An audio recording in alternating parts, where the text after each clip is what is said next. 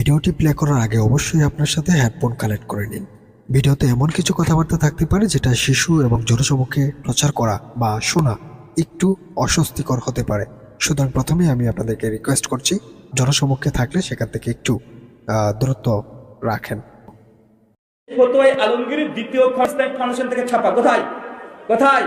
Islamic foundation, পৃষ্ঠা নম্বর 39। কত বললাম? ফতোয়া আলমগীর দ্বিতীয় খণ্ড, পৃষ্ঠা নম্বর 39, মাসালা নম্বর 12, শেষ লাইন থেকে পড়ছি। মাসালা নম্বর 12, শেষ লাইন। কান এবার পুরো আঙ্গুল ঢুকে দেন চাচারা, আর পেছনে কাউকে দেখতে পাচ্ছি না। কি বলছে দেখেন, পুরুষের জননেন্দ্রিয়, বোঝাতে হবে দরকার নাই, পুরুষের জননেন্দ্রিয় সোজা ও শক্ত হয়ে যাওয়ার পরে সে যদি তার স্ত্রীকে তলব করে, মানে স্ত্রীকে ডাকে, স্ত্রীকে তলব করে না পেয়ে সই কন্যা, কি কথা বলেন, বলছে কোন বাপ, কি বললাম বলেন তো, কোন বাপ তার যখন জননেন্দ্রিয় শক্ত হয়ে গেছে, তাদের ভাষা, এই সময় তার নিজ স্ত্রীকে ডেকেছে, স্ত্রী আসেনি, এরপর কি বলছে দেখেন, স্ত্রীকে তলব করে না পেয়ে সই কন্যা, কন্যা মানে বোঝাতে হবে, সই কন্যার উরুদয়ের মধ্যবর্তী স্থানে তা প্রবেশ করাই, তবে এতে এই কন্যার মা তার পিতার জন্য হারাম হবে না। এই ব্রাদার রাহুল, আপনারা শুনলেন, যেটা তাদের গ্রন্থে লেখা আছে, সেটা আমার পক্ষে মুখে বলাও আমার কাছে লজ্জাকর।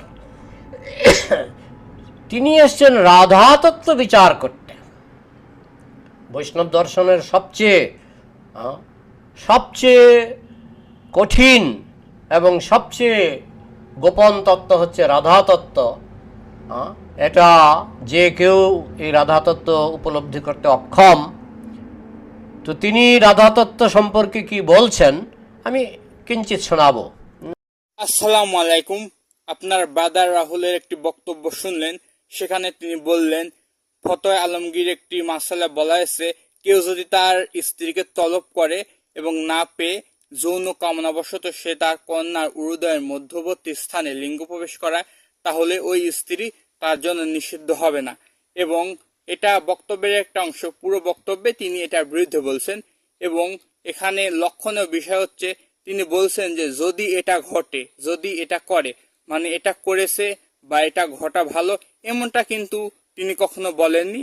এবং এই বক্তব্যের পুরো অংশটা যারা দেখাচ্ছে তারা কিন্তু দেয়নি, এবং তারা একটা অপপ্রচার চালাচ্ছে।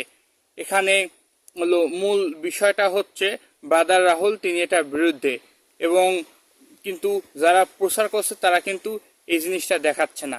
মনে করুন, একটা উদাহরণ দিলাম, যে কেউ যদি খুন করে এবং যাকে খুন করা হয়েছে তার পরিবার যদি তাকে ক্ষমা করে দেয়, তাহলে তার বিরুদ্ধে কোনো কেস হবে না।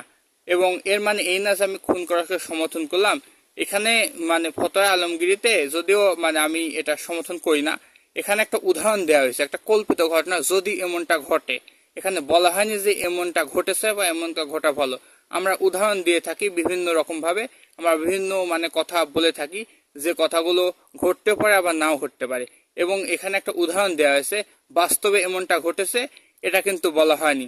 এবং যারা ইসলামের বিরোধিতা করে, হিন্দু হোক বা নাস্তিক হোক বা খ্রিস্টান হোক, তারা কুরআন হাদিসের অপব্যাখ্যা করে, কিছু অংশ তুলে ধরে। যেমন সূরা তওবার 5 নম্বর আয়াতে বলা হয়েছে, তোমরা মুশরিকদেরকে যেখানে পাও হত্যা করো। এখানে একটা আয়াত, এবং তার পরের আয়াতে কিন্তু এটা জব রয়েছে। তার পরের আয়াতে বলেছে কোনো মুশরিক যদি আশ্রয় প্রার্থনা করে তাহলে তাকে নিরাপদ স্থানে পৌঁছে দাও। এবং ইসলামে যারা সমলোক সূরা তওবার 5 নম্বর আয়াতটা উল্লেখ করে এবং এটা অপব্যাখ্যা করে, কিন্তু 6 নম্বর আয়াতটা কখনো উল্লেখ করে না। এখানে কিন্তু রয়েছে তার জবাব। এখানে ইসলাম বিরোধীরা তারা ব্রাদার রাহুলের বক্তব্যের ছোট্ট একটা অংশ দিয়েছে, এবং ব্রাদার রাহুল পরবর্তীতে তিনি কি বলছেন এগুলো কিন্তু দেননি। ব্রাদার রাহুল কিন্তু এই মানে মাসালার বিরুদ্ধে বলছেন যে এটা ভুল বা এমনটা মাসলা দেওয়া হলো উচিত নয়। কিন্তু এরা অপপ্রচার চালাচ্ছে এভাবে। এই সকল ভণ্ড প্রতারকদের থেকে সাবধানে থাকুন।